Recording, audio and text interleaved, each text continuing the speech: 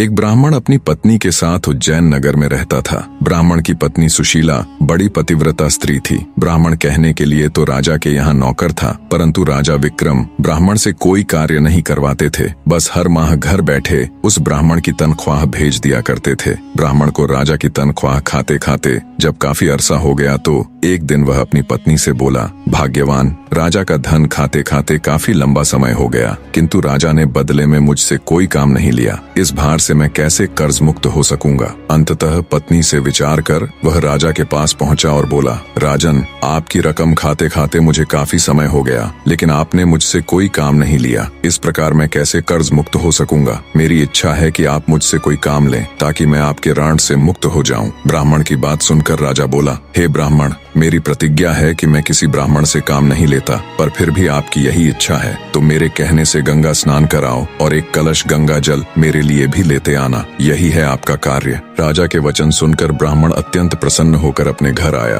और सारा हाल अपनी पत्नी से कह सुनाया। वह बोली, स्वामी, आप चले जाओगे तो मैं आपके पीछे अन्न जल कैसे ग्रहण करूंगी। मेरा तो यह नियम है कि बिना आपके दर्शन किए अन्न जल ग्रहण नहीं करती। ब्राह्मण बोला, मैं अपनी मूर्ति बनवाकर घर के अंदर स्थापित कर दूंगा, तू उसके दर्शन करके अपना गुजारा कर लेना। यह कहकर उसने अपनी मूर्ति बनवाई और घर में स्थापित करवा दी और आवश्यक सामान ले राजा के पास जाकर बोला, महाराज, अब मैं जा रहा हूँ, मुझे आज्ञा दीजिए और मेरे पीछे से कृपा करके मेरी पत्नी की खैर खबर लेते रहना। उसको अब मैं आपकी शरण में छोड़े जा रहा हूँ। ब्राह्मण के वचन सुनकर राजा विक्रमादित्य बोला, हे ब्राह्मण, आप किसी बात की चिंता न करें और निश्चित होकर जाएं। आश्वासन देकर राजा ने उसे मार्ग व्यय के लिए धन देकर विदा कर दिया। ब्राह्मण के गंगा स्नान पर जाने के बाद ब्राह्मणी हर रोज पहले उसकी मूर्ति को भोग लगाती और बाद में खुद खाती। एक दिन ब्राह्मण के पड़ोस में आग लग गई। वह आग इतनी तेजी से फैली कि देखते ही देखते ब्राह्मण ब्राह्मणी के घर तक आ पहुंची। ब्राह्मणी अपने घर में लगी आग देखकर अपने पति की मूर्ति से कहने लगी,